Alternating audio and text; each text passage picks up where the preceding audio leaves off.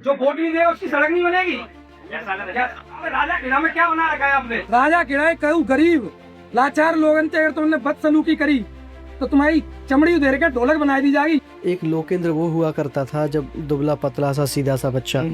एक लोकेंद्र आज का है जो अधिकारियों की जो टेबल ग्लास है उसे तोड़ देता है और अधिकारियों से कहता है कि चमड़ी उधेड़ दूंगा। आपको नहीं लगता कि मेरे खिलाफ सारी चीजें चली जाएंगी? हमें बचपन से सिखाया गया है फायदे नुकसान नहीं देखने, अगर एक बार कमिटमेंट कर दिया तो वो देखना है। मुझे पता लगा अधिकारियों के पास कॉल आए थे जो बड़े बड़े मठाधीश है, नेता हैं किसी पार्टी के, उन्होंने कि मुकदमा दर्ज करो इनके खिलाफ और इनके साथ वाले लोगों के खिलाफ, इनकी नेतागिरी निकालते हैं। तो मुझे पता लगा तो मैंने उनको कॉल करके और बोल दिया मैं जनता के लिए मैं कांच भी तोड़ सकता हूँ, हड्डियां भी तोड़ सकता हूँ। अरे डर नहीं लगता यार ये बोलने? डर, अगर जनता के लिए लड़ रहा हूँ तो मुझे डरने की जरूरत नहीं है। बात आई एबीपी की, उनका एक ही क्वेश्चन था कि आप इलेक्शन में कितना फंड खर्च कर सकते हो। तो इन लोगों ने किया क्या है 70 सालों में? ग्राउंड इन्होंने नहीं बनवाए, कॉलेज इन्होंने नहीं बनवाई, हॉस्पिटल इन्होंने नहीं बनवाए, तो जनता का शोषण किया है, भाई को भाई से लड़ाया है, हैंडपंप और राजीनामा, बस इनकी राजनीति करी है। भ्रष्टाचार भी जिम्मेदार है इसका? भ्रष्टाचार भी जिम्मेदार है, बिल्कुल कहीं ना कहीं। आपकी सरकार है। आज मैं सीना ठोक के आपके माध्यम से बोलना चाहता हूँ कि ग्राउंड हमारी दम पे बना है, युवाओं की दम पे बना है। हमने जो कमिटमेंट किया था वो पूरा किया है। दरिया तेरी खैर नहीं, बूंदों ने बगावत कर दी है, नादा ना समझ बुजदिल इनको लहरों ने बगावत कर दी है। हम परवाने मौत समा मरने का किसको खौफ, यहाँ रे तलवार तुझे झुकना होगा, गर्दन ने बगावत कर दी है। जय जय राजा खेड़ा।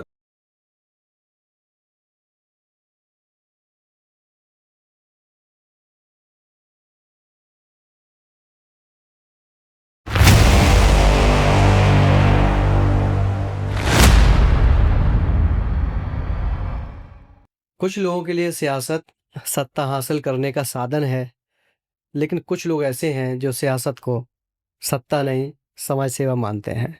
बहुत सारे ऐसे युवा हैं जो राजनीति में आना चाहते हैं, इस सिस्टम को बदलना चाहते हैं। उन्हीं में से एक ऐसे युवा हैं जो राजस्थान के हैं और उम्र तो बहुत कम है लेकिन जोश और जज्बा बहुत ज़्यादा है। तो आज हमारे साथ एक ख़ास मेहमान है लोकेंद्र सिंह चौहान, जो बिलोंग भाजपा से करते हैं, और मैं फ़हीम खान, और आप देख रहे हैं हाफ बॉल। तो सबसे पहला मेरा कहना यही है कि बहुत बहुत शुक्रिया लोकेंद्र सिंह, आप हमारे शो में आए। तो मेरा सवाल है कि दुबई से लौटकर राजनीति के कैसे सोची? सबसे पहले तो मैं हाफ बॉल के सभी दर्शकों को मैं नमस्कार करता हूँ। मेरी जर्नी, जब मैं 2019 में दुबई गया था, उससे पहले मैंने एमबीए किया था महर्षि दयानंद सरस्वती यूनिवर्सिटी अजमेर से। उससे पहले मैं बीबीए कर रहा था, तो मेरा एक एम था कि मुझे आउट ऑफ इंडिया सेटल होना है। उसके लिए मैंने बाहर के एग्ज़ाम दिए। मेरे दिमाग में एक ही चीज़ थी कि मेरे को एमबीए यहाँ से करना ही नहीं है, मुझे बाहर ही जाना है, इंडिया से बाहर जाना है। लेकिन अनफॉर्चुनेट मैं जा नहीं पाया एमबीए करने। लेकिन आफ्टर एमबीए फिर मैं दुबई गया था जॉब करने के लिए। वहाँ जाकर मैंने देखा कि मैं अपनी लाइफ तो अच्छे से निकाल सकता हूँ, मैं जॉब करके या बिजनेस करके। लेकिन जो लोग जिनकी कोई सुनता नहीं है, जिनके पास कोई उनकी आवाज़ नहीं है, उनके हक मांगने के लिए कोई नहीं है, तो उनके लिए मुझे ऐसा फील हुआ कि मुझे अपनी लाइफ का सेक्रीफाइस करना पड़ेगा उन लोगों के लिए, उनकी आवाज़ बनने के लिए। तो फिर मेरे दिमाग में आया, मैं वापस आया राजा खेड़ा। उसके बाद फिर पॉलिटिक्स में, बैकग्राउंड पॉलिटिक्स का था ही पहले से, तो फिर मैं इलेक्शन आते ही मैं इलेक्शन लड़ा फिर। तो ऐसे शुरुआत हो गई दुबई से वापस आके। नहीं, लेकिन चुनाव की शुरुआत आपके छात्र जीवन से जुड़ी हुई है। जी, जी। जो मुझे लगता है कि विश्वविद्यालय का जी, जी, जी। छात्र संघ का चुनाव आपने लड़ा, जी। उसका थोड़ा-सा बैकग्राउंड बताएँ? ये था, मैं 2011 में मैंने एडमिशन लिया महर्षि दयानंद सरस्वती यूनिवर्सिटी अजमेर में, जो राजस्थान की। 2011 में आपकी उम्र क्या रही होगी? उम्र उस टाइम होगी अराउंड 19 साल होगी शायद, ठीक आई है। थिंक। तो मैंने एडमिशन लिया बीबीए के बाद एमबीए के लिए। मेरा ऐसा था, घर वालों का मानना था कि साल खराब ना हो तो एडमिशन ले लो, इंडिया में डिग्री लेनी है। कई जगह ट्राई किया लेकिन मेरा मतलब मुझे जचा नहीं यूनिवर्सिटी का। तो फिर मैंने यूनिवर्सिटी जाके, भैया ने बोला एक बार विजिट करके आओ। मैं अजमेर गया पहले दिन। तो पहले दिन मेरे को लगा कि यूनिवर्सिटी एक कैंपस, जो राजस्थान की सेकंड लार्जेस्ट यूनिवर्सिटी हुआ करती थी उस टाइम, हमारे अंडर में 377 कॉलेज आते थे उस टाइम। तो मैं यूनिवर्सिटी गया, मुझे लगा कैंपस देख के कि हाँ, यहाँ से अपन डिग्री कर सकते हैं। तो मैंने मार्केटिंग और एंटरप्रेन्योरशिप का वहाँ एक सेंटर चलता है यूनिवर्सिटी कैंपस में, वहाँ एडमिशन लिया एमबीए में। एमबीए में एडमिशन लिया तो मेरे दिमाग में एक ही चीज़ थी कि मेरे को डिग्री लेनी है, पढ़ाई करनी है, ज़्यादा सर्कल नहीं बनाना, लोगों से उतना हाय हेलो, मतलब हम लोग सामाजिक लोग हैं, लेकिन वहाँ मुझे थोड़ा-सा ऐसा था रिज़र्व रहना है, मेरे दिमाग में ये चीज़ थी। लेकिन फर्स्ट पहले दिन जब मैं एडमिशन के बाद मैं गया यूनिवर्सिटी गेट पर, इलेक्शन का टाइम था, छात्र संघ के चुनाव चल रहे थे। हमारे एक दोस्त हैं विकास चौधरी जी, जो आजकल किशनगढ़ के एमएलए हैं कांग्रेस से। मैं जैसे ही गेट पे उतरा तो एक 6.5 फीट का एक जवान वो लोगों से हैंडशेक कर रहा था, अच्छे से मिल रहा था, गले मिल रहा था। उसको देख के मेरे को लगा कि ये पता नहीं क्या हो रहा है, तो मैंने लोगों से पूछा कि यहाँ छात्र संघ चुनाव हो रहे हैं और ये कैंडिडेट हैं यहाँ के, विकास चौधरी। तो वो लोग हमसे भी मिले, ठीक। मुलाकात हुई। शाम को फिर उनकी गाड़ी आ गई, जहाँ हमारा रूम था, कि आपको विकास जी ने बुलाया है मिलने के लिए, क्योंकि अच्छा, पहली मुलाकात में बुला लिया। हाँ, पहली मुलाकात में बुला लिया। यूनिवर्सिटी में सबसे बड़ा डिपार्टमेंट होता था हमारा मैनेजमेंट का, सबसे ज़्यादा वोट उधर ही होते थे। तो सबको था कि उनका फोकस मैनेजमेंट डिपार्टमेंट पे रहता था। तो पहली मुलाकात उनसे ऐसे उनके फ्लैट पे जाके मुलाकात हुई, गर्मजोशी से उन्होंने मुलाकात की, अच्छा इंट्रो हुआ। तो फिर मुझे लगा कि छात्र संघ चुनाव मतलब एक कोई चीज़ होती है, उससे पहले हमें पता नहीं था। राजनीति में कदम रखने राजनीति का में ये कदम, सबसे पहला स्टेप हाँ, यही हाँ, है। हाँ।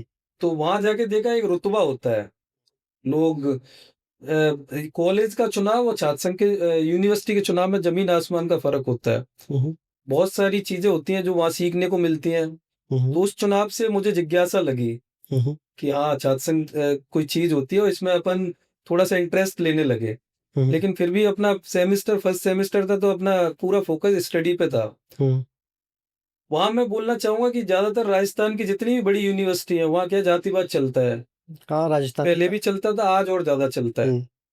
तो जो जाट और राजपूतों का जो कॉम्बिनेशन है, आज की डेट में छात्र संघ राजनीति का सबसे बड़ा फैक्टर है। वो तो आज भी है। हाँ, आज भी और पहले भी हुआ आप करता छात्र था। संघ छोड़ दीजिए, आपकी जो मेन स्ट्रीम जो चुनाव है या हाँ, सियासत है उसमें भी ये है।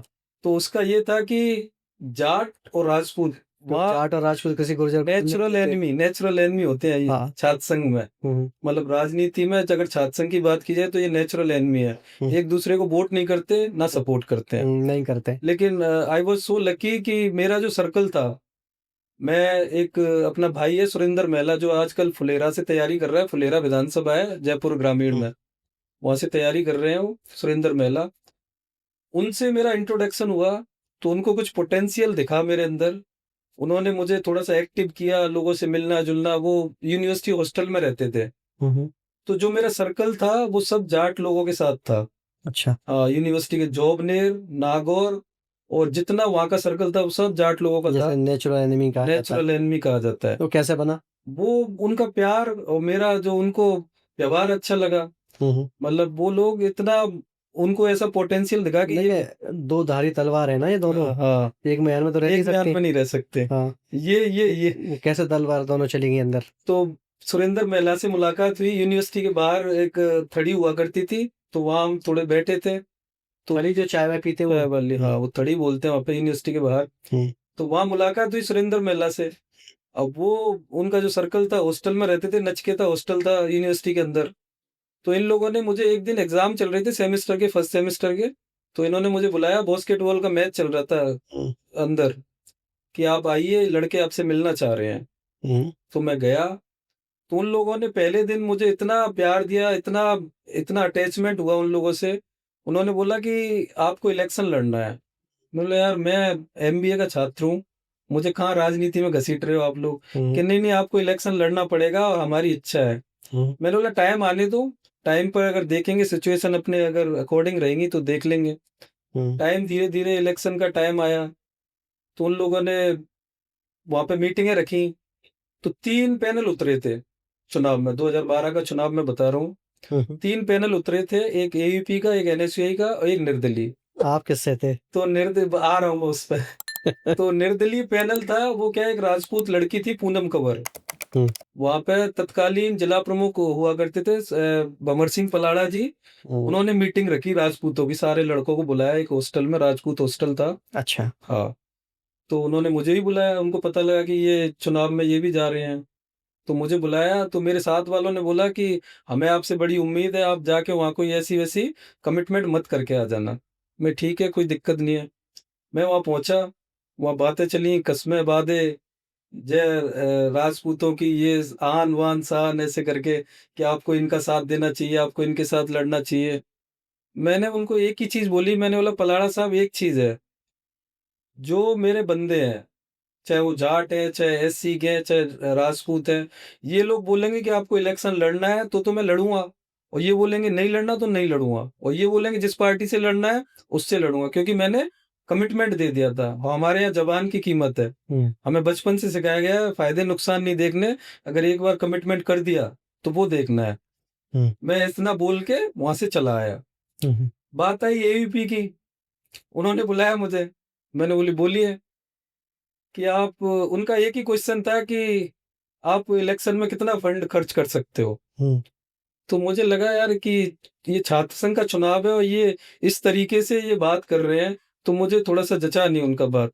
तो मैं उनको ये बोल के आ गया कि अगर मुझे चुनाव लड़ना होगा तो मैं देख लूंगा।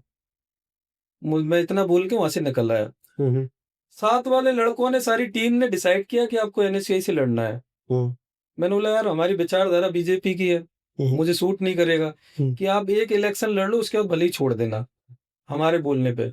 अब उन लोगों की मैं बात टाल नहीं सकता था, तो मैंने नॉमिनेशन भरा एनएसयूआई की तरफ से। और ये मैं बड़ा भाग्यशाली समझता हूँ कि पूरी यूनिवर्सिटी में हमारे चारों पैनलों में से मैं अकेला कैंडिडेट जीता था, बाकी सब लोग हार गए थे। ओके। हाँ, यूनिवर्सिटी में सबसे ज्यादा वोट मिले थे मुझे। तो उन लोगों का प्यार और आशीर्वाद था, वहां से मैं अपनी लाइफ का टर्निंग पॉइंट मानता हूँ। उससे पहले मेरे दिमाग में नहीं था कि राजनीति में कि मुझे जाना ही जाना है। मेरे दिमाग में था एमबीए करके अपन जॉब करेंगे या बिजनेस करेंगे, उसके अलावा कोई था नहीं। लेकिन वो टर्निंग पॉइंट था। तो क्या राजनीति के लिए विचारधारा समझौता किया? नहीं, राजनीति के लिए नहीं किया था, वो उन लोगों के लिए किया था। और इलेक्शन उनसे शर्त ये थी, मैंने इलेक्शन लड़ूंगा एनएसयूआई से और उसके बाद मैं इस्तीफा दे दूंगा। और मैंने इस्तीफा दिया, उसको बाकायदा जिला अध्यक्ष को जाके। तो विचारधारा से समझौता नहीं किया था, वो एक सिचुएशन ऐसी थी कि मुझे वो स्टेप लेना पड़ा था। अब छात्र संघ के बाद अगर हम मुख्य धारा की बात करें, वो कदम कब उठाया आपने, या कब सियासत में आए, राजनीति में कदम कब रखा हो? मैं छात्र संघ चुनाव, जो मेरा कार्यकाल पूरा हो गया था 2013 में, उसके बाद हमने यूनिवर्सिटी में एक अलग ट्रेंड चलाया, निर्दलीय कैंडिडेट खड़े किए 2 साल लगातार, 2-3 साल, और खूब मेहनत की हम सब ने और निर्दलीय कैंडिडेट जिताए।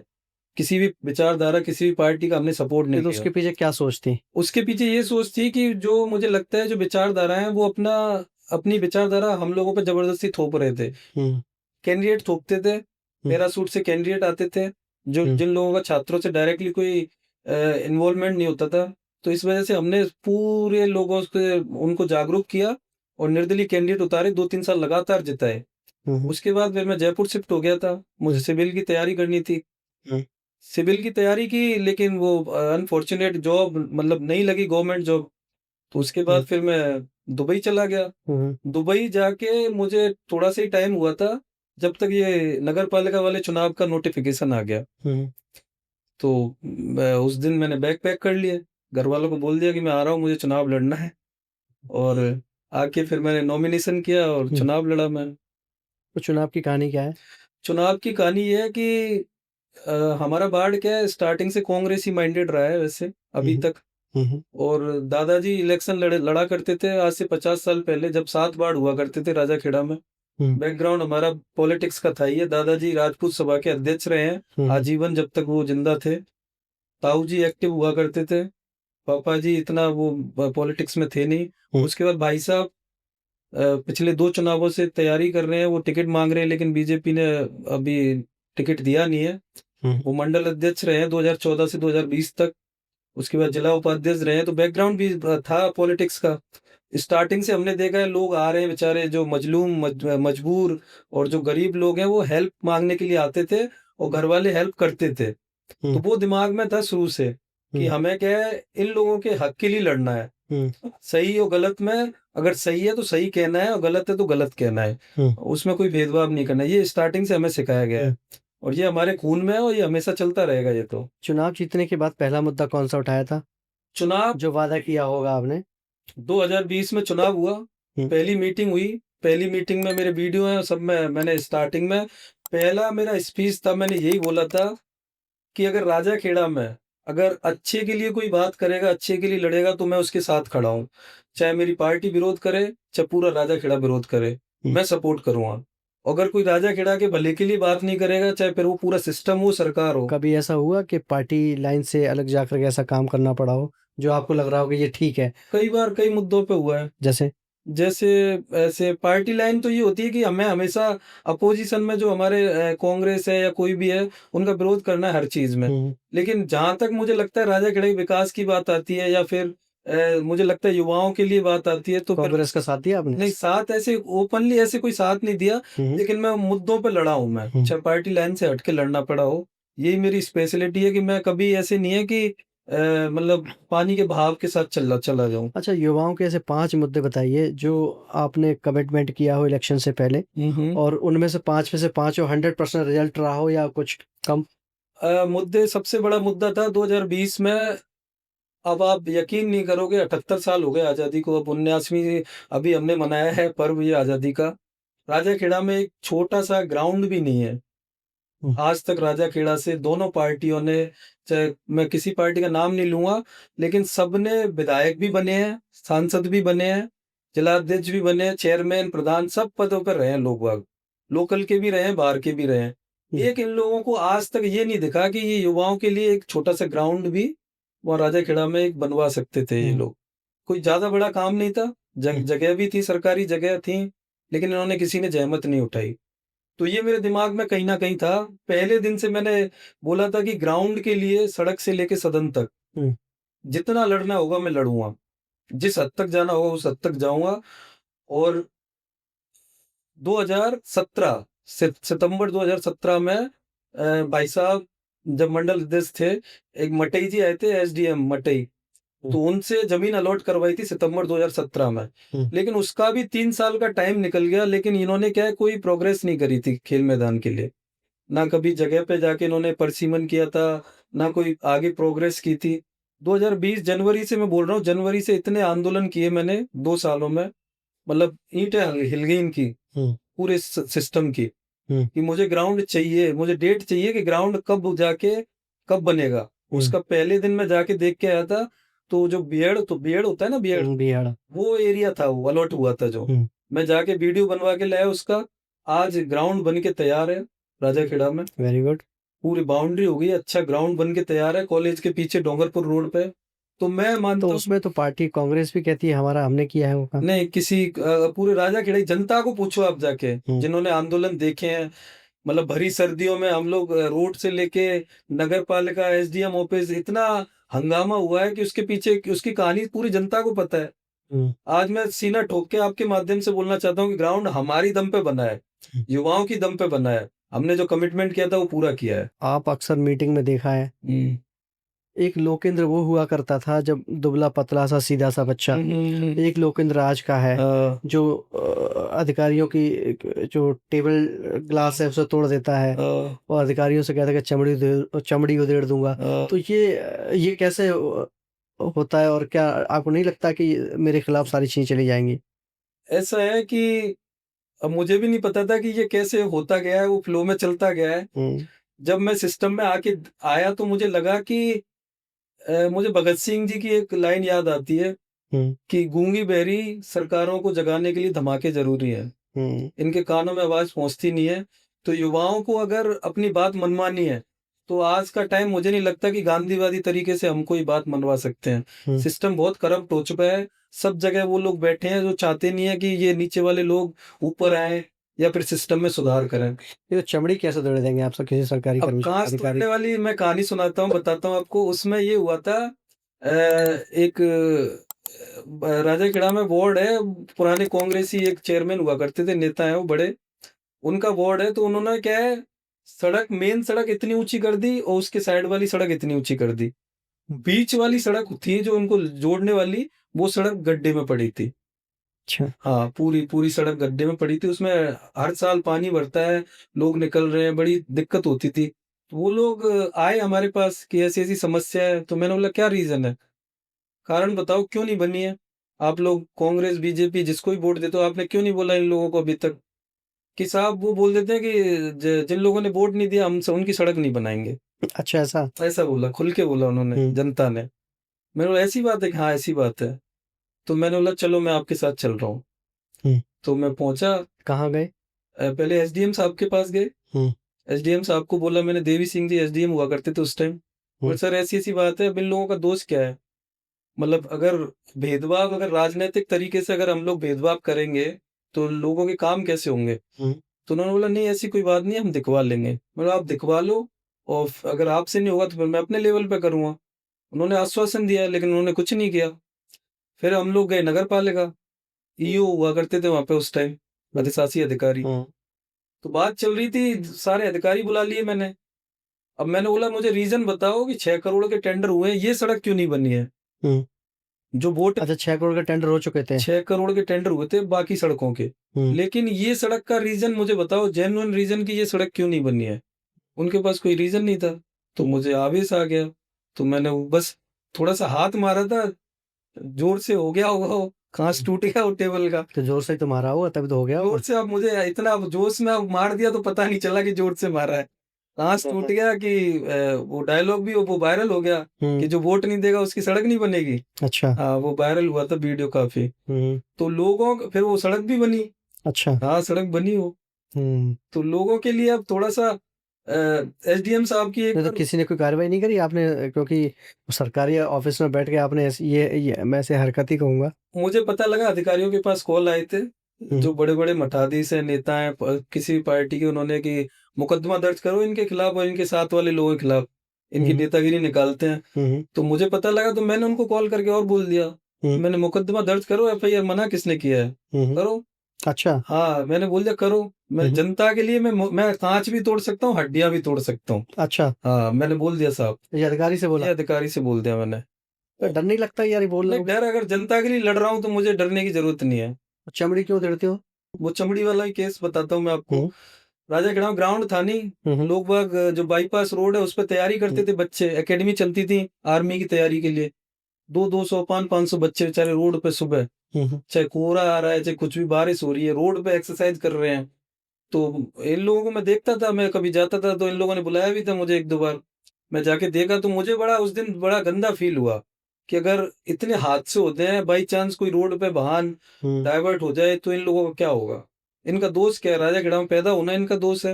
हम्म। उस दिन मुझे बड़ा दर्द हुआ। मैंने दूसरे दिन सबको बुलाया, मैंने बोला आज हड़ताल करेंगे, आज धरना देंगे तगड़ा वाला। पूरे राजा खेड़ा में उस दिन हमने एक बढ़िया सा वो निकाली, रैली निकाली, हम्म। पुलिस चौकी से लेके एसडीएम ऑफिस तक। खूब हंगामा हुआ उस दिन, खूब एसडीएम से तकरार हुई मेरी। हम्म। ईओ बीओ सब भग गए थे तो इनसे फोन पे बोला था मैंने। तो उस दिन मैंने बोला था कि अगर ये इन लोगों का दर्द आपको नहीं दिख रहा है तो फिर मैं किसी भी हद तक जा सकता हूँ। आपकी जो गलत फहमी में वो जो चमड़ी उधेड़ने वाला मैटर ऐसा था कि एक डॉक्टर, उसी पीरियड में बता रहा हूँ, डॉक्टर एक किसी गरीब को भगा रहा था हॉस्पिटल से। अच्छा। हाँ, ये डॉक्टर उसको भगा रहा था कि हम इलाज नहीं करेंगे, कोरोना टाइम की बात है ये, हम्म। कि भग जाओ यहाँ से ऐसे करके। तो मैंने वो सब प्रशासन को दिया था अल्टीमेट। मैंने ऐसा है, अगर राजा खेड़ा एक गरीब सोचे तो युवाओं के लिए अगर आप ऐसे करोगे तो फिर ये गलत फहमी मत रहना कि सरकार किसकी है। हम्म। फिर ये नहीं देखा जाएगा, फिर गलत फहमी में रहोगे तो वो गलत फहमियां दूर कर दी जाएंगी। आप नगर पालिका की मीटिंग में भी जाते हैं, हम्म। ठीक है, वीडियो आपके मैंने कई देखे वायरल होते हुए, जी। तो अधिकारी भागते क्यों हैं? अधिकारी जवाब देने से भागते हैं हम्म। क्योंकि उनकी अभी तक क्या है मुझे नहीं पता कि, ये दौड़ाने की बात कर रहा हूँ मैं। हाँ, दौड़ाने की बोल हाँ रहे हैं। हाँ। अधिकारी इसलिए भागते हैं कि वो जवाब, उनके पास जवाब होते नहीं है। हम्म। क्योंकि मैं अभी तक मुझे नहीं पता राजा खेड़ा में क्या चल रहा था, आज तक लोगों को यही नहीं पता था कि नगर पालिका की कोई मीटिंग भी होती है। लोगों को यही नहीं पता था कि बिना पद के भी काम होते हैं, मतलब अपोजिशन में रह के भी काम होते हैं। तो हमें क्या है, मैं पढ़ा लिखा हूँ, सबसे बड़ी बात तो ये है।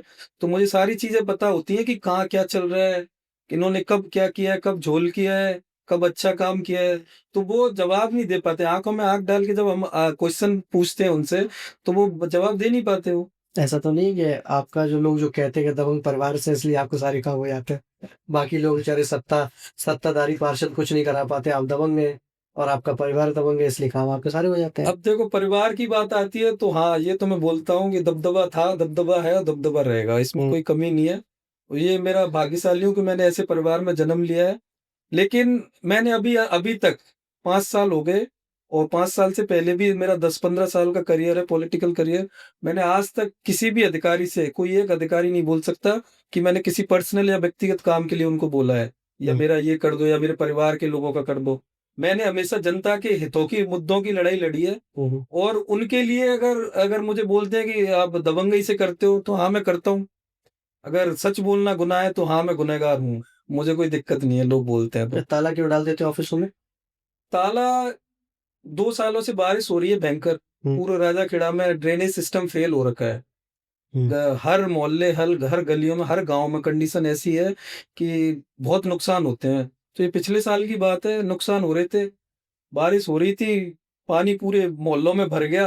अब अधिकारियों को कॉल किए लोगों ने, तो अधिकारी कोई जवाब नहीं दे रहे थे। कोई धौलपुर बैठा है एसीओ में, कोई कहीं बैठा है। अब लोगों के मेरे पास फोन आए, तो मैंने सोचा अब कुछ ना कुछ तो करना पड़ेगा, लोग परेशान हो रहे हैं। तो मैं सबसे पहले बाईपास पे गया अपने लोगों के साथ। वहाँ भीड़ इकट्ठा हो रखी थी, रोड जाम हो रखा था। वहाँ एसडीएम, अधिकारी, तहसीलदार सब लोग आ रखे थे। तो इन लोगों ने कुछ किया नहीं, जनता को ऐसे करके गुमराह करके वो निकल गए। फिर मैं पहुंचा, मैंने वहां सबको फिर वापस बुलाया, जेसीबी बुलाई, बाईपास रोड को कटवाया पानी निकालने के लिए। अच्छा, खुद ही कटवा दिया? खुद कटवाया, वहां जेसीबी बुलवा के रोड को कटवाया पानी निकालने के लिए।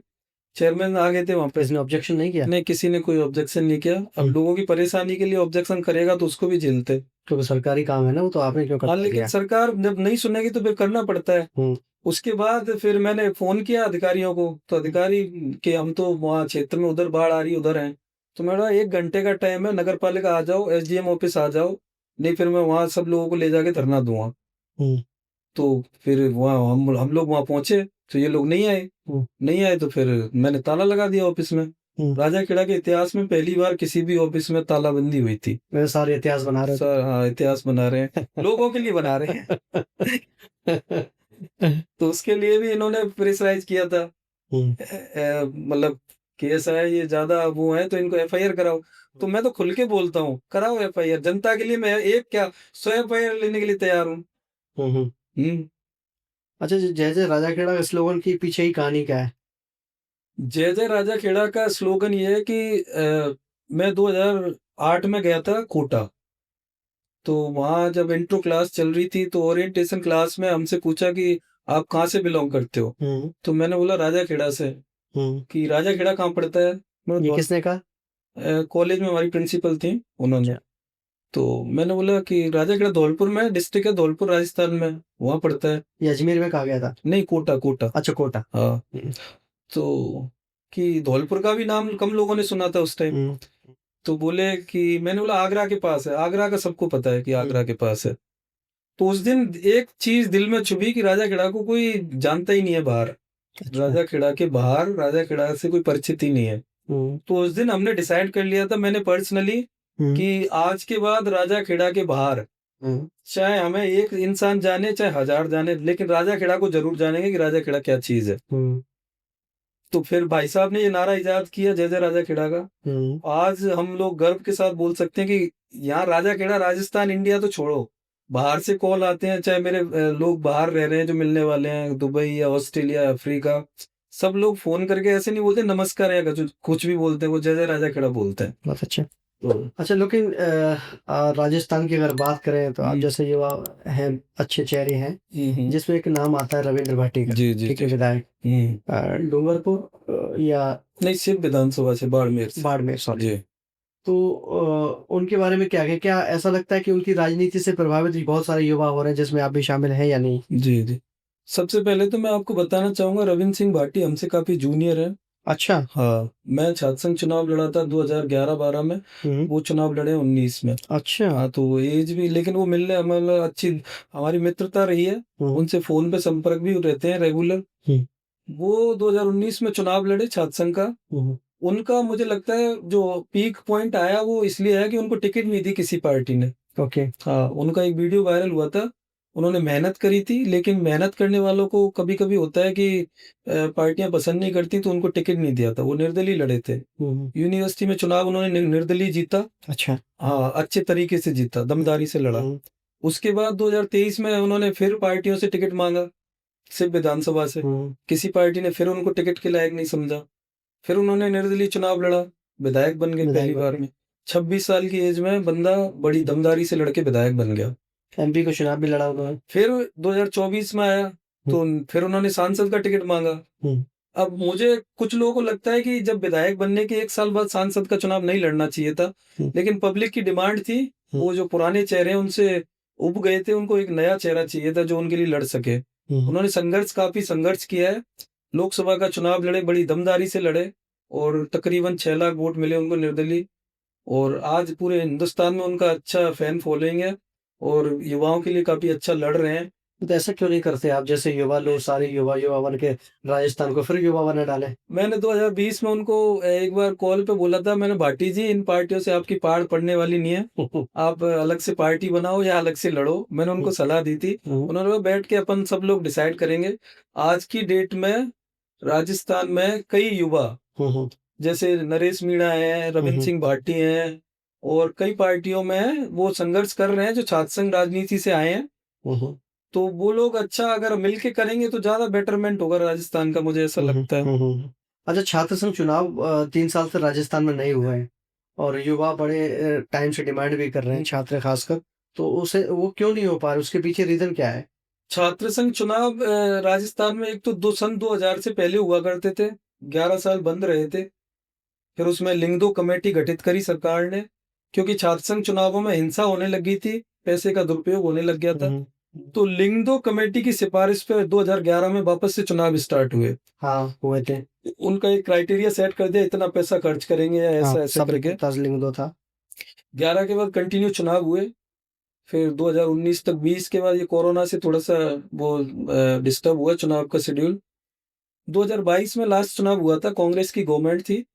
फिर 2023 में होना था चुनाव, लेकिन सरकार को चुनावी ईयर था, वो चुनाव होने थे विधानसभा के, तो सरकार को कहीं ना कहीं डर था कि नेगेटिव माहौल है उनके खिलाफ, तो उन्होंने चुनाव को बंद कर दिया 2023 में। ठीक है, गवर्नमेंट को लगा होगा, अशोक गहलोत की भी सरकार थी तब, उनके खिलाफ माहौल था या उन्हें महसूस हुआ होगा, लेकिन अब तो आपकी सरकार आ गई है, तो आपकी सरकार क्यों नहीं चुनाव करा पा रही? 2022 के बाद 23 में चुनाव होना था, वो नहीं हुआ चुनाव के चक्कर में। उसके बाद 24 में सरकार, अब ये चुनावों में विधानसभा चुनाव हुए 2023 के लास्ट में, 24 में मई जून में ये वाले चुनाव हुए लोकसभा के, तो सिस्टम थोड़ा सा बिगड़ गया उस साल। अब उसके बाद सिचुएशन ऐसी हो गई है कि सरकार कभी कुछ ना कुछ प्रॉब्लम क्रिएट हो रही है। चुनाव एज ए छात्र संघ प्रतिनिधि हम लोग चाहते हैं कि चुनाव हो, क्योंकि राजस्थान में या पूरे हिंदुस्तान में बात की जाए तो छात्र संघ चुनाव राजनीति की पहली सीढ़ी होती है। हाँ। राजस्थान के तमाम एग्जाम्पल हैं जो छात्र संघ राजनीति से निकले हुए हैं, जैसे गजेंद्र सिंह शेखावत, राजेंद्र राठौर, हनुमान बेनीवाल, राव राजेंद्र सिंह, सतीश पूनिया, अरुण चतुर्वेदी, विकास चौधरी, रविंद्र सिंह भाटी, अभिमन्यु पूनिया, मुकेश भाकर, रामनिवास गवाड़िया, ये सब स्थापित लीडर हैं, विधायक हैं, मंत्री हैं। कालीचरण सर्राफ। तो चुनाव होने चाहिए लोकतंत्र में, क्योंकि अगर छात्र संघ चुनाव होंगे तो भविष्य में जनता को नए लीडरों को चुनने का मौका मिलेगा और पुराने चेहरों से थोड़ी सी आजादी भी मिलेगी। अब मुझे लगता है कहीं ना कहीं सरकार को इस बारे में वापस से रिव्यू करना चाहिए कि चुनाव क्यों नहीं हो रहे हैं। कमेटी गठित करी है उन्होंने, रिपोर्ट भी मांगी है। वैसे बेसिकली शेड्यूल ये होता था कि अगस्त में चुनाव हो जाते थे अभी तक छात्र संघ के। अब देखते हैं क्या होता है, कमेटी क्या रिपोर्ट देती है, शायद सितंबर में आई होप चुनाव करा दे सरकार। अच्छा, सरकार आपकी है और अधिकारी काम क्यों नहीं करते हैं लोगों के?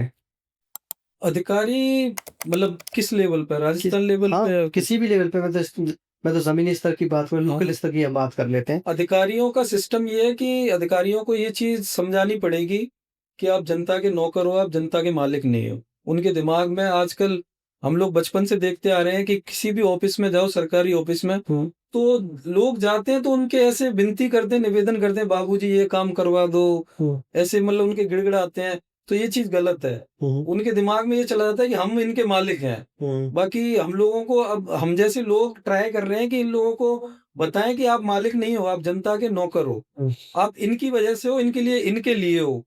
तो ये कहीं ना कहीं उनको बताना पड़ेगा। इसलिए अधिकारियों से हमारी जो हॉट टॉक होती है इसी चक्कर में होती है। तो भ्रष्टाचार भी जिम्मेदार है इसका? भ्रष्टाचार भी जिम्मेदार है, बिल्कुल, कहीं ना तो कहीं। आपकी सरकार है, हाँ, तो फिर भ्रष्टाचारियों पे तो कार्रवाई भाजपा तो वैसे भी कहती है कि नहीं, जीरो करप्शन। भाजपा का नारा है ना खाएंगे ना खाने देंगे। फिर और कोशिश ये है कि भ्रष्टाचारियों पर कार्रवाई। पहले जब 2014 से पहले कांग्रेस की सरकार हुआ करती थी, तो आपने बहुत सारे स्कैम सुने होंगे, बड़े बड़े घोटाले।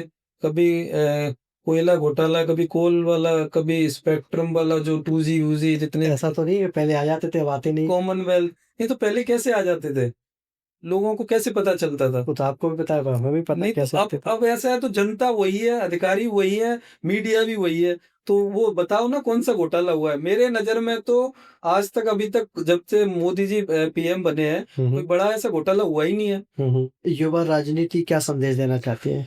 आने वाली पीढ़ी को मैं बताना चाहूंगा, हम लोगों को और जनता को ये समझना पड़ेगा कि राजनीति में नए नए लोगों को आना चाहिए।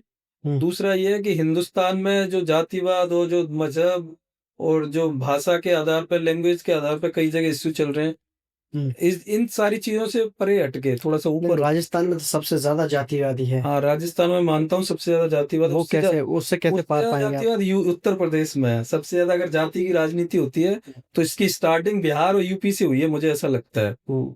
क्योंकि यहाँ मतलब जाति की राजनीति सबसे ज्यादा होती अच्छा, है। एक टाइम हुआ करता था कि राजस्थान की राजनीति को बड़ा स्वच्छ और साफ सुथरा माना जाता था। तो यूपी और बिहार की सबसे ज्यादा उस नजर से देखते थे। कि क्या यूपी की राजनीति का असर या छाप राजस्थान की राजनीति पर पड़ रहा है? ऐसा तो नहीं कह सकते। राजस्थान की राजनीति आज की डेट में भी यहाँ से तो काफी अच्छी है। जो यूपी और अगर बिहार से कंपैरिजन करोगे, बिहार और यूपी में बाहुबलियों का दबदबा रहता है। पूर्वांचल देख लो, बिहार में देख लो, इतने बहुत सारे एग्जाम्पल हैं जो लोगों को प्रभावित करते हैं। इलेक्शन के टाइम पे बहुत सारी चीजें हमने सुनी है, देखी हैं। लेकिन राजस्थान में मुझे नहीं लगता कि ऐसा कोई बाहुबली या ऐसा कोई जो प्रभावित करता हो वोटरों को, ऐसा नहीं है वहां पे। वहाँ नीट एंड क्लीन राजनीति होती है, मुद्दों की राजनीति होती है। लेकिन हाँ, जातिवादी फैक्टर को मैं मानता हूँ, जातिवादी पहले से ज्यादा वो फैक्टर कहीं ना कहीं चल रहा है। वो यही वजह है कि बहुत सारे नेता बेचारे जातिवादी की वजह से वहां नहीं पहुंच पाते जहां उन्हें पहुंचना चाहिए। हाँ, ये सच है। एग्जाम्पल है आपके पास? हाँ, एग्जाम्पल बहुत सारे हैं। अगर बीजेपी में बात करी जाए तो बीजेपी में भी कई ऐसे लोग हैं जो जातिवाद के चक्कर में शिकार हो गए हैं। एक मेजोरिटी होती है, पार्टियां भी उन्हीं लोगों को पसंद करती है जिनकी मेजोरिटी होती है। कांग्रेस में भी बहुत सारे एग्जाम्पल हैं। सचिन पायलट जी का एग्जाम्पल ले लो। वो क्या है? अगर वो मेजर कास्ट से बिलोंग करते तो शायद आज उनकी कहानी कुछ और अलग होती। राजस्थान में जो मेजर कास्ट हैं उनको कहीं ना कहीं फायदा तो मिलता है इस चीज का। जो मेजर कास्ट से लोग आते हैं, जो नेता बनते हैं, उनको जाति का फैक्टर काम करता है। मतलब राजनीति में एजुकेशन का कोई महत्व नहीं है? एजुकेशन का महत्व तो अभी तक है नहीं, लेकिन होना चाहिए। अगर हम बात करें कि अगर सरकार कानून बना रही है, विधेयक ला रही है कि सरपंच तो 8वीं पास होना चाहिए, पार्षद एक 10वीं पास होना चाहिए, लेकिन विधायक की क्या एजुकेशनल क्वालिफिकेशन है? वो कुछ नहीं। सांसद की कोई एजुकेशन क्वालिफिकेशन नहीं मांगते, कोई योग्यता नहीं है। मंत्रियों की कोई योग्यता नहीं है। तो कहीं ना कहीं सरकारों को ये इस विधेयक और ये कानून लाने चाहिए। तो ऐसी चीजों के लिए आवाज क्यों उठाते हैं? आवाज उठाते हैं लोग। अभी सरकार में कई बार लोगों ने बोला है कि एजुकेशन, ये वाली क्वालिफिकेशन को आप इम्प्लीमेंट करो। लेकिन ये सारे जो रणनीतियां बनाते हैं जो लोग बैठे हैं, अब उनसे कैसे आप उम्मीद रखोगे? जो अंगूठा छाप होगा वो क्यों चाहेगा कि मेरी कुर्सी कोई पढ़ा लिखा आके ले ले? लेकिन आप बिहार से आते हैं, जी। चंबल का इलाका, डाकुओं का इलाका, उसके बारे में कुछ अभी सुनने में आ रहा है कि डकैत, अभी हालांकि तो अब तो डकैत नहीं रहे। अब तो पहले का जो माहौल चंबल का हुआ करता था और अब का, वो उसमें कितना फर्क आया? पहले चंबल क्या है, जो धौलपुर वाला एरिया था, ग्वालियर धौलपुर और वो वाला चंबल का, वो डकैतों के लिए मशहूर था पूरे हिंदुस्तान में। पहले इतने संसाधन नहीं हुआ करते थे प्रशासन के पास, पुलिस के पास। लेकिन आज की डेट में मुझे नहीं लगता कोई डकैत नाम की कोई चीज बची है।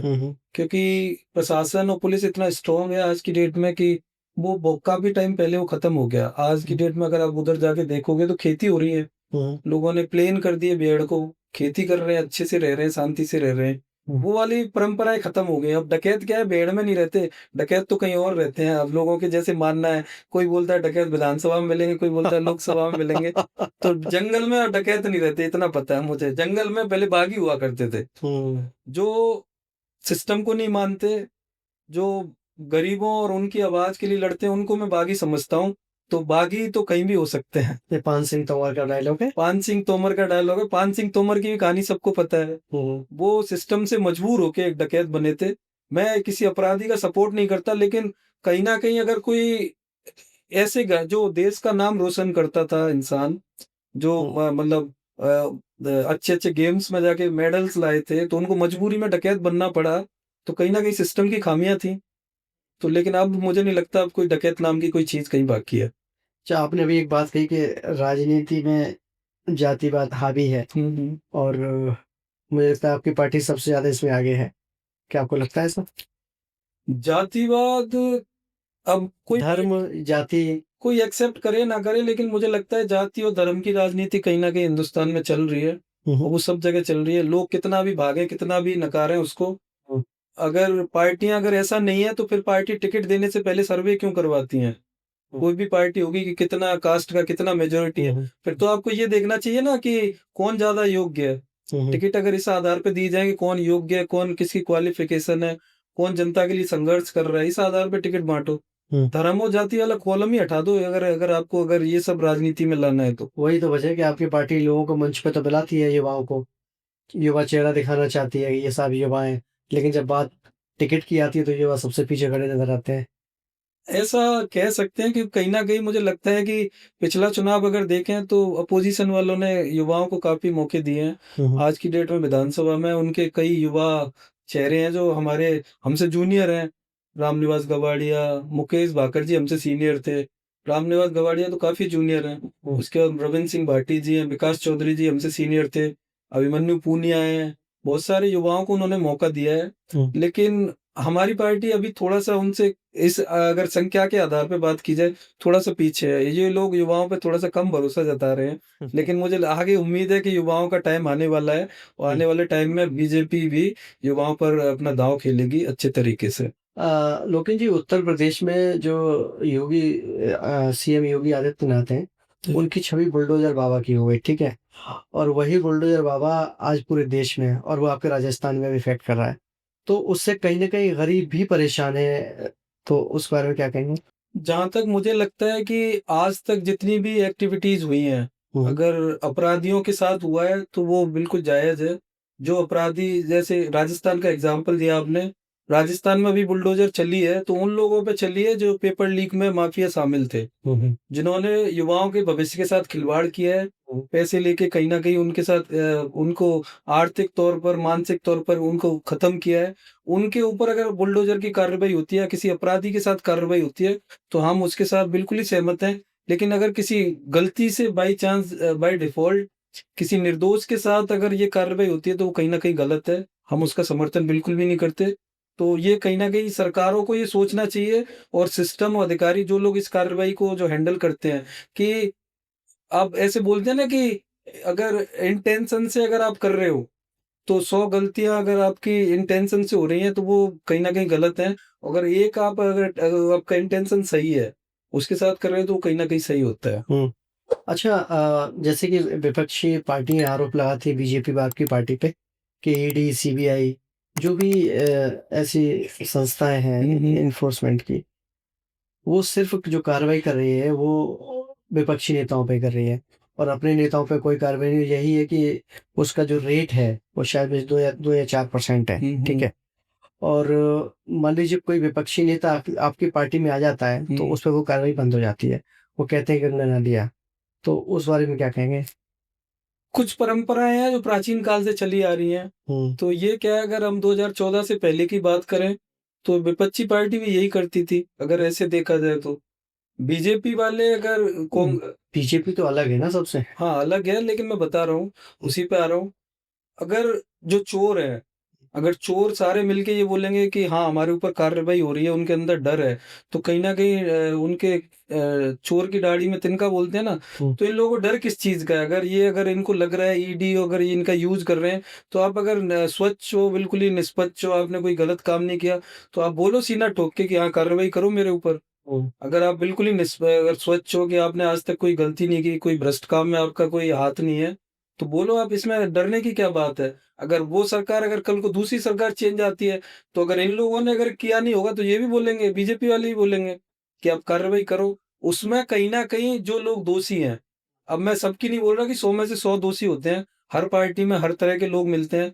आजकल जो बीजेपी में बाकी पार्टियों से लोग आ रहे हैं, तो वो भी हो सकते हैं कि दोषी हों। वो इसलिए तो जा हाँ, रहे हैं हाँ, जा रहे हैं, तो उनके खिलाफ भी कार्रवाई से बचने के लिए। हाँ, बचने के लिए तो ये कार्रवाई होनी चाहिए उनके खिलाफ भी। तो वो नहीं होती, ऐसा कई जगह हुआ है, नहीं होती ना। कई जगह हुआ है, कई जगह हुआ है। अब हाँ। मैं एग्जांपल दे दूं, ऐसे अगर अवैध ये कॉलोनियां या अवैध जो कब्जे कर रखे हैं उन जगह पे, धौलपुर का लेटेस्ट एग्जांपल ले लो, बीजेपी वालों के घर तोड़े गए, ऑफिस तोड़े गए, दुकानें तोड़ी गई हैं, जो बीजेपी के पदाधिकारी हैं आज की डेट में, तो उनके अगर कार्य, ये तो छोटे स्तर की बात हो, हाँ हाँ मैं तो बड़े स्तर की बात करूँ। जैसे कि मोदी जी कहते थे चक्की पीसिंग पीसिंग अजीत दादा, हाँ हाँ अजीत दादा मजे ले रहे हैं आज। हाँ, ये कहीं ना कहीं अगर हो सकता है उनके खिलाफ आरोप सिद्ध ना हुए हों, अगर हिंदुस्तान का जो कानून है, फाइल ही बंद हो गई ना साहब, हिंदुस्तान का जो फाइल ही बंद हो गई ना। हिंदुस्तान का कानून है वो सबूत मांगता है। हाँ, अगर मेरे खिलाफ कोई, सरकार चाहेगी तो एक मिनट में सबूत निकालेगी, नहीं चाहेगी तो कभी नहीं निकलेगा। तो सरकार ऐसा है कि अगर उन लोगों का सपोर्ट मिल रहा है, सरकार कार्रवाई तो करती है, लेकिन अगर कोई सबूत ही नहीं है, फिर उनके खिलाफ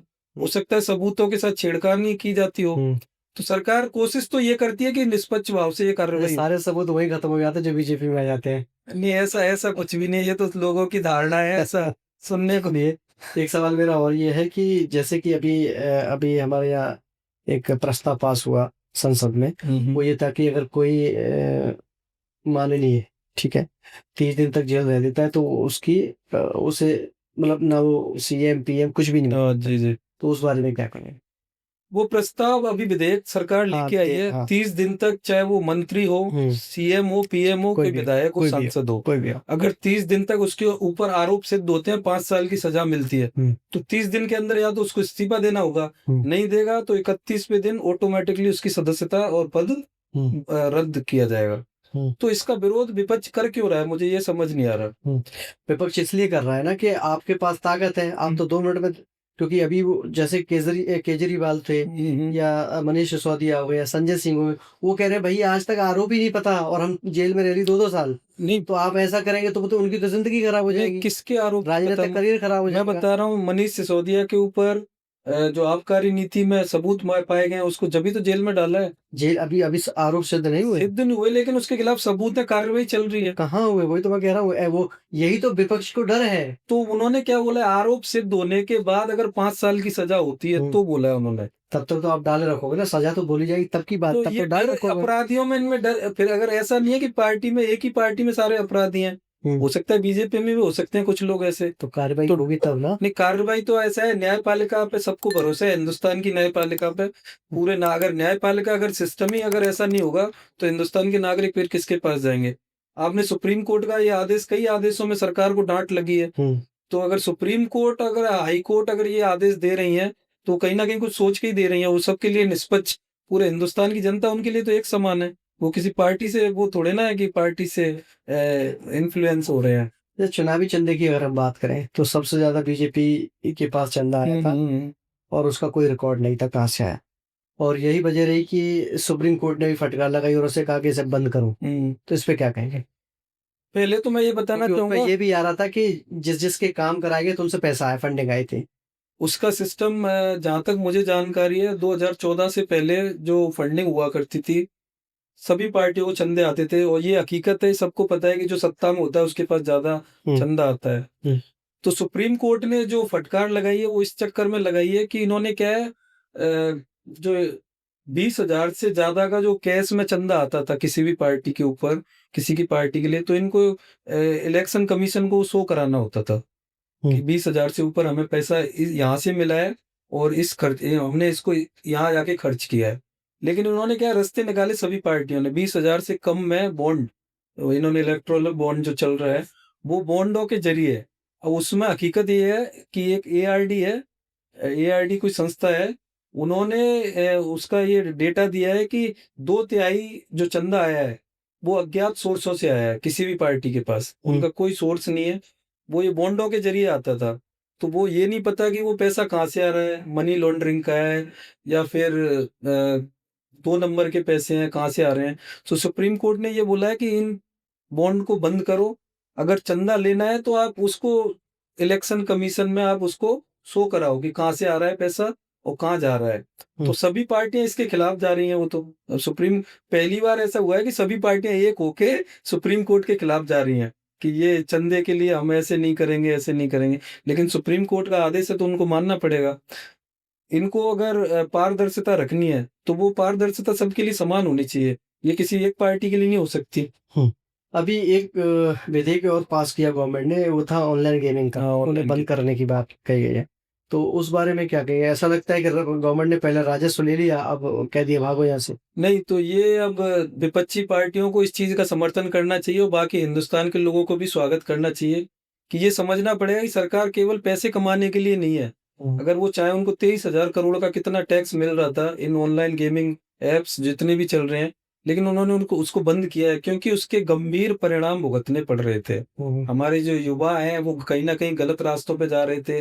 बहुत सारे केस हुए हैं, ऑनलाइन सुसाइडल केस आ रहे हैं कि बच्चे बेचारे कर्ज में दब जाते हैं, घर वालों को बता नहीं पाते। तो सरकार ने एक अच्छा स्टेप लिया है ये रोकथाम के लिए, और ये होना भी चाहिए। हम इसके फेवर में हैं और इसका सबको स्वागत करना चाहिए कि कम से कम युवाओं की जान और मान और धन की हानि हो रही है वो रुकेगी। गलत रास्ते, गलत ट्रैक से युवाओं को बचाया जाएगा। अच्छा, आजकल मैं बिहार चुनाव की अगर बात करूं तो चुनाव आयोग चोर है, ये शब्द कितना ठीक है? जो संवैधानिक संस्था पर विपक्षी पार्टियों का जो बिल्कुल तगड़ा कटाक्ष हो रहा है इस टाइम। ये चुनाव आयोग को चोर बोलना मुझे नहीं लगता, ये कहीं ना कहीं सही नहीं है, क्योंकि चुनाव आयोग आज से पहले ऐसा तो नहीं है कि बीजेपी सरकार ने इसको फॉर्म किया है। ये तो संवैधानिक बॉडी है और ये स्टार्टिंग से काम कर रही है। फिर चुनाव आयोग जवाब नहीं दे रहा, जवाब तो भाजपा दे रही है। नहीं, जवाब तो भाजपा दे रही है। इससे पहले वो कह देते हैं कि प्रवक्ता भाजपा बनी हुई है इस चुनाव आयोग। इससे पहले चुनाव आयोग के अधिकारियों को कांग्रेस वालों ने चुनाव लड़ाए हैं कई बार। टीएन सेशन वगैरह कई एग्जाम्पल है, इन्होंने चुनाव लड़ाए हैं। तो ऐसा नहीं है कि चुनाव आयोग किसी एक पार्टी के फेवर में काम कर रहा है। अगर वोटों की चोरी हो रही आप है, मानते हैं कि फेवर में काम कर रहा नहीं है? नहीं, मैं नहीं मानता। मैं ऐसे बोल रहा हूँ, नहीं, ऐसा नहीं है कि किसी के फेवर में काम कर रहा है। चुनाव आयोग बिल्कुल निष्पक्ष तरीके से काम कर रहा है। इन्होंने तो पहले, जहाँ अब 3 चुनाव हो रहे हैं, 3 राज्यों में चुनाव हो रहे हैं, 2 में बीजेपी जीत रही है, 1 में कांग्रेस या अपोजिशन वाले जीत रहे हैं। तो फिर ये 2 में कैसे बोल सकते हैं कि यहाँ पे मतलब इन्होंने क्या है, वो मशीनें वो कर दी हैं और इससे जीत गए। फिर 1 में क्यों नहीं बोलते कि वो मशीनों के साथ गड़बड़ की है? वो कहते हैं छोटा राज्य हमें दे देते हैं, बड़ा खुद ले लेते हैं। नहीं, झारखंड छोटा राज्य है क्या? झारखंड की बात की जाए, झारखंड अगर ये जीते हैं अपोजिशन वाले, झारखंड तो आज की डेट में सबसे बड़ा माइनिंग वाला स्टेट है, सबसे ज्यादा पैसा है वहां पर। कर्नाटक की बात कर लो, तो ऐसा नहीं है। कर्नाटक में सबसे बड़ा पंजाब, कितने एग्जाम्पल दूं मैं। तो ये चुनाव आयोग पर एलिगेशन लगाना कहीं ना कहीं गलत है। कह देते हैं चुनाव आयोग वोट चोर है और मोदी साहब सरकार चोर है, चुरा लेते हैं हमारी सरकार। नहीं, मोदी और बीजेपी ने कोई सरकारें नहीं चुराई हैं। जो बाकी जो बीच बीच में सरकारें टूटी हैं वो कहीं ना कहीं आपसी खींचतान के वजह से टूटी हैं। चाहे महाराष्ट्र में देख लो, जो शिवसेना टूटी, उद्धव और उनकी एकनाथ की लड़ाई में टूटी। तो इसमें तो अब अगर मान लो कोई थाली सजा के ला रहा है तो उसको खाने में क्या परहेज है? वो उनके पास आ रहे हैं खुद ही टूट टूट के। चलिए, हम अंतिम पड़ाव पे हैं। लेकिन ये बताएं कि अब तक के करियर में, राजनीतिक करियर में क्या हासिल हुआ, क्या नुकसान हुआ, क्या फायदा हुआ? अगर हासिल की बात की जाए तो मैं अपनी सबसे बड़ी उपलब्धि मानता हूँ कि आज़ादी के बाद 78 सालों में राजाखेड़ा में जो ग्राउंड नहीं था जो युवाओं के लिए, वो लड़ाई लड़ी, वो मेरे जीवन की सबसे बड़ी अभी तक की लड़ाई मानता हूँ। दमदार तरीके से लड़ी राजाखेड़ा के युवाओं के लिए, उनके भविष्य के लिए। वो ग्राउंड बन के तैयार हो गया है। अभी मैं जाके उसको देख के आया था, उसका वीडियो सब वायरल हो रखे हैं। तो राजाखेड़ा के युवाओं को मैंने वादा किया था कि हम लोग आखिरी सांस तक आपके लिए लड़ेंगे। उस वादे पर आज भी हम कायम हैं। दूसरा, जो राजाखेड़ा में आके और कहीं भी जाके मैंने फील किया है कि जो अपर कास्ट होती हैं उनके पास नेताओं की कमी नहीं रहती। उनके हक के लिए आवाज उठाने वाले बहुत सारे मिल जाएंगे। लेकिन जो दलित, पिछड़े, शोषित बेचारे ये लोग हैं, इनको सारी पार्टियां आज तक वोट बैंक से ज्यादा कभी कुछ समझा नहीं है इनको, तो उनकी आवाज कौन उठाएगा।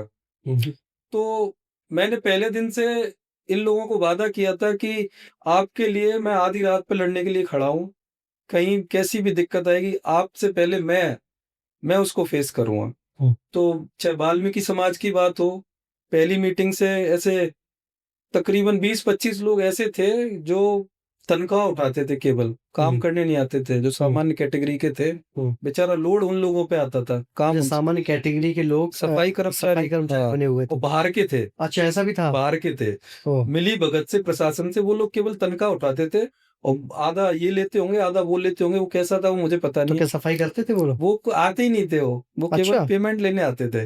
ओके। हाँ, पहली मीटिंग मुझे पता चला, उन लोगों ने आके मुझे बोला कि भाई साहब ऐसी सी बात है।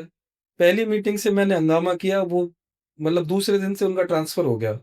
अच्छा, तो ऐसा भी होता है क्या? ऐसा होता है। फिर आई भर्ती की बात, सफाई कर्मचारियों की भर्ती की बात। उसमें जनरल कास्ट के लोगों ने मुझे डायरेक्टली फोन किए, लोग आए कि हम फॉर्म डाल दें क्या डाल दें। मैंने बोला सुनो ऐसा है, अगर आप झाड़ू लगा के सफाई कर सकते हो तो फॉर्म डालो, बाकी मैं इन लोगों के साथ खड़ा हूं इनके हक के लिए, ये इनका हक है, ये काम कर रहे हैं तो ये इनके लिए रखो। उसमें डीएलबी तक लेटरबाजी हुई, कमेटी गठित हुई, कमेटी में आज तक किसी को ईओ और चेयरमैन के अलावा किसी को नहीं रखते, ज्यादा ज्यादा होता है जो डीएम कलेक्टर को रखते हैं। उसमें मैंने अपना नाम जुड़वाया कि कल को अगर पैनल, हाँ मेरे पास लेटर रखा है, वो ईओ साहब ने पैनल गठित करवाया, लेटरबाजी की कि पैनल अगर होगा, इंटरव्यू होगा तो मैं उसमें हूँ, तो उनके हक के लिए मैं उनकी बात रख सकूं। बहुत अच्छा काम हाँ। किया आपने तो। दूसरा, अ, अभी लेटेस्ट बताता हूँ, मैं 15 अगस्त को प्रोग्राम में थे, 2-3 प्रोग्राम थे, तो वहाँ कुछ टाइम से लोग आ रहे थे। एक पंचायत है देवखेड़ा पंचायत, देवखेड़ा पंचायत में 4 गांव हैं, हरबल्लपुरा, जोनाबद, गढ़ी जोनाबद, और यूपी से कनेक्टिविटी होती है उस रोड की, बाबरपुर। कब तकरीबन 15-20 हजार लोगों की कनेक्टिविटी है, वो महीनों से खराब पड़ी है, हो सकता है सालों से पड़ी हो। इतना पानी, इतना, मैं गया था मौके पे जाके, मैं इतना इतना पानी भरा हुआ था, बच्चे निकल रहे हैं स्कूल के लिए, बड़े बूढ़े, परमानेंट पर डे 24 घंटे ये हालत है, गाड़ियां डूब गिर रही हैं, डूब रही हैं। बेचारे गांव के लोगों ने वहां के लोकल प्रशासन को ज्ञापन दिए, कभी एसडीएम ऑफिस जाके, कभी बीडीओ को जाके, कभी धौलपुर कलेक्टर को जाके, ऊपर शायद ऊपर जाके भी ज्ञापन दिए, संभागीय आयुक्त वगैरह, किसी ने कोई एक्शन नहीं लिया। मैंने 15 अगस्त को उनका कॉल आया, तो मैंने बोला मैं प्रोग्राम से फ्री होके आता हूँ आपके पास। तो हम लोग गए, मौके पे जाके मैंने वहां देखा, अधिकारियों से बात की, और तरीके से, दमदार तरीके से बात की।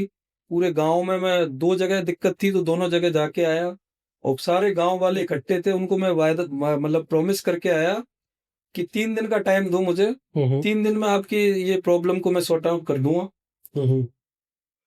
24 घंटे के अंदर तो पानी निकलना स्टार्ट हो गया था। अच्छा। हाँ, 24 घंटे, मात्र 24 घंटे में पाइपलाइन और पंप हाउस जो भी था, पानी निकल गया रोड से। और तीसरा दिन जाके वहां पे उस पर मरहम डलवा दी। आज की डेट में बिल्कुल सूखा एरिया है, लोग निकल रहे हैं, कम से कम 15-20 हजार लोगों की वो दिक्कत थी, इनको दिखाई नहीं देती। मुझे बड़ा अफसोस हुआ कि हम आजादी का पर्व मना रहे हैं, लेकिन कहीं ना कहीं हम मानसिक गुलाम है कि अपने हक की आवाज नहीं लड़ सकते।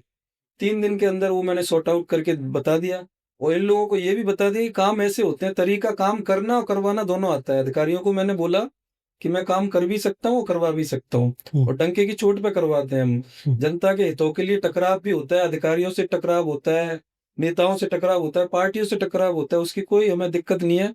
क्योंकि अगर मुझे ये लगता है, अगर 100 लोगों को सहूलियत हो रही है हमारे काम से, तो 4 लोगों को दिक्कत हो रही तो कोई प्रॉब्लम नहीं है। मेरा आखिरी सवाल लोकल राजनीति पे रहेगा। लोकन जी। आपके यहाँ की पॉलिटिक्स क्या है, लोकल किस तरह से है?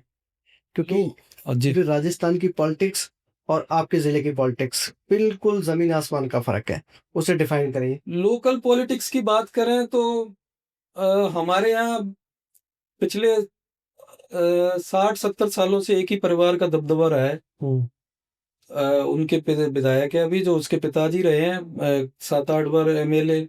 उनके पास पोर्टफोलियो में वित्त, गृह, सहकारिता, सारे मंत्रालय रहे हैं।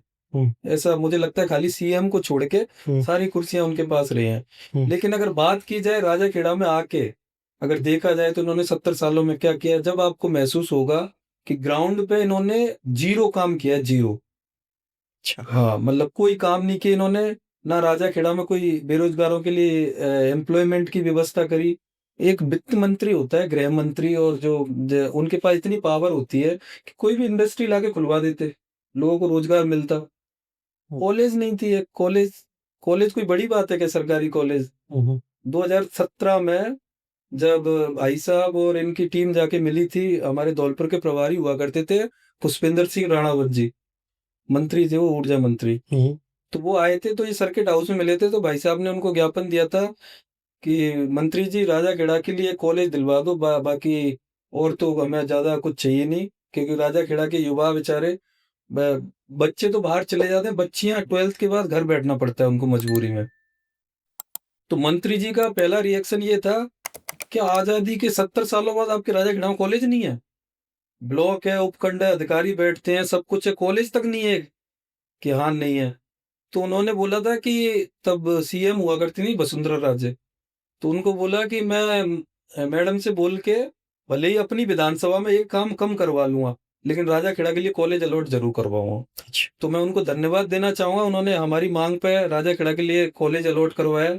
2017 में जाके कॉलेज मिला है राजा खेड़ा को। चंबल लिफ्ट परियोजना सालों से चल रही आ रही है। वो तो अभी भी बंद पड़ी है। हाँ, बंद, मैं बता रहा हूँ उस पर। आंदोलन हुए, बहुत सारे बेचारे किसानों ने लाठियां खाई। राजा खेड़ा में जमीन बड़ी उपजाऊ है, पूरे धौलपुर में। धौलपुर से अगर निकलोगे तो जमीन बड़ी उपजाऊ है, लेकिन पानी की दिक्कत है। दिक्कत ये है कि वो होता है ना, बगल में छोरा, शहर में ढिंढोरा। चंबल राजा खेड़ा और धौलपुर में 5-6 किलोमीटर के एरिया से निकल के जा रही है, लेकिन वो इतनी उसका जो वो है वो नीचा है, बेस, वाटर लेवल। हाँ नीचा है, तो ये ऊपर पड़ता है।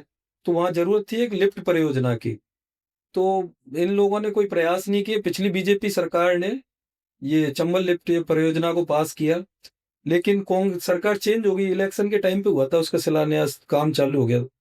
5 सालों में इन्होंने इतना सा भी काम नहीं करवाया कांग्रेस की सरकार में। वो चंबल लिफ्ट परियोजना बिल्कुल ठप पड़ी रही। अब वापस से तेजी आई है काम में।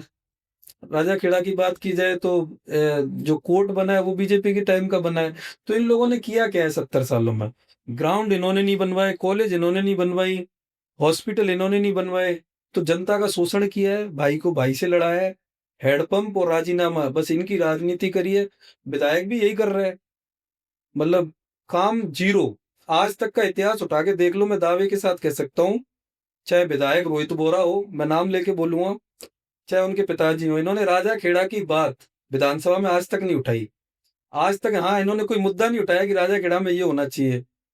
और अभी पिछली बार विधानसभा चल रही थी, मैंने एक वीडियो देखा था, दिया कुमारी जी जो पीडब्ल्यूडी मिनिस्टर हैं, डिप्टी सीएम है, उनसे बहसबाजी हो रही थी। तो उन्होंने बोला, सड़कों का कोई मैटर चल रहा था, कि मेरे राजा खेड़ा में तो सड़कों की कोई दिक्कत ही नहीं है, सड़क पूरी बनी हुई है। मैं उस विधायक को आपके माध्यम से बोलना चाहूंगा कि राजा खेड़ा में आके घूम, जब जाके हालत पता चले कि राजा खेड़ा में कितनी सड़कें बनी हुई हैं। ज्यादा तो ज्यादा छोड़ो, आप धौलपुर से निकलो राजा खेड़ा वाले रोड पे, जो स्टेट हाईवे है, वो रोड की कंडीशन ऐसी है कि गाड़ी आपकी ये लगेगी पलटी पलटी पलटी ऐसे। तो इन लोगों ने किया क्या है? जनता का दोहन किया है, शोषण किया है, दलालों और ठेकेदारों को बढ़ावा दिया है, उनके दो चार गुर्गे हैं, चमचे हैं, उनको बढ़ावा किया है। जनता के लिए कोई काम नहीं किए। ना इन्होंने कभी युवाओं के बारे में सोचा, ना बुजुर्गों के बारे में सोचा, तो इन्होंने राजा खेड़ा के बारे में कभी सोचा ही नहीं है। तो इस चीज का हमें दर्द है, और हमारी लड़ाई बस इसी चीज की लड़ाई है। ना उन्होंने हमारे कोई खेत पे स्टे लिए, ना हमने उनके खेत पे स्टे लिए। लड़ाई है राजा खेड़ा के हक के लिए, राजा खेड़ा के युवाओं के लिए, राजा खेड़ा की जनता के लिए, और डंके की चोट पे लड़ाई लड़ी जाएगी। बहुत बहुत शुक्रिया लोकेंद्र, आप हमारे शो में आए। मैं हाफ बॉल की पूरी टीम का और फहीम भाई साहब का हार्दिक धन्यवाद ज्ञापित करता हूं कि उन्होंने मुझे बुलाया। बाकी मैं राजा खेड़ा की जनता और धौलपुर की जनता को ये मैसेज देना चाहूंगा कि आपके हकों की लड़ाई, युवाओं के लिए, बेरोजगारों के लिए, शोषितों के लिए, दलितों के लिए हम ऐसे डंके की चोट पर लड़ते रहेंगे। और युवाओं को मेरा एक मैसेज है कि दरिया तेरी खैर नहीं, बूंदों ने बगावत कर दी है, नादाना समझ बुजदिल, इनको लहरों ने बगावत कर दी है। हम परवाने मौत समा, मरने का किसको खौफ, यहाँ रे तलवार तुझे झुकना होगा, गर्दन ने बगावत कर दी है। जय जय राजा खेड़ा, धन्यवाद, जय हिंद। तो ये थे लोकेंद्र सिंह चौहान, जो जोश जज्बे के साथ राजनीति कर रहे हैं और ऐसे युवाओं के लिए हमें अप्रिशिएट करना चाहिए और ऐसे युवाओं को राजनीति में आना चाहिए जो उन लोगों की आवाज़ बनते हैं जो बोल नहीं पाते, जो उन लोगों के साथ खड़ा होते हैं जो खड़े नहीं हो पाते। तो अब अगले एपिसोड में फिर मिलते हैं किसी नए युवा चेहरे के साथ, नए किसी नई कहानी के साथ। तब तक के लिए धन्यवाद। मैं फ़हीम खान।